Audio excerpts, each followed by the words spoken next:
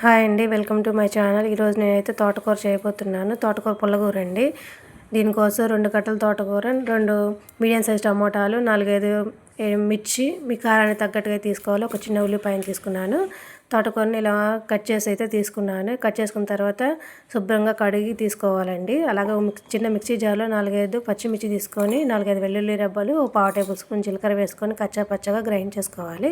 ఆ తర్వాత స్టవ్ మీద కడాయి పెట్టుకొని పోపు గింజలు వేసుకోవాలి. ఆయిల్ వేసుకొని ఆయిల్ హీట్ అయిన తర్వాత పోపు గింజలు వేసుకొని కొంచెం చిటపటలాడిన తర్వాత 4, 5 కరివేపాకు రెబ్బలు, 2 మిర్చి చీల్చి వేసుకోవాలి. తర్వాత ఉల్లిపాయ ముక్కలు వేసుకొని కొంచెం సాఫ్ట్గా అయిన తర్వాత అలాగే ఒక పావు టేబుల్ స్పూన్ సాల్ట్ కూడా వేసుకొని అంతా అయితే ఒకసారి అయితే బాగా మిక్సీగా కలుపుకున్న తర్వాత ముందుగా మనం కట్ చేసుకున్న తోటకూర వేసుకొని ఒకసారి అటు ఇటు కలుపుకుంటూ మూత పెట్టుకోవాలండి.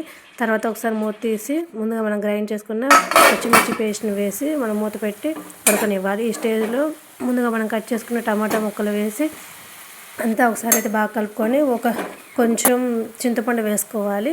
చిన్న నిమ్మకాయ చింతపండు, అలాగే పావు టేబుల్ స్పూన్ పసుపు వేసుకొని మూత పెట్టుకొని మగ్గించుకోవాలి. మటన్ లో టు మీడియం ఫ్లేమ్లో పెట్టుకొని మగ్గించుకోవాలి.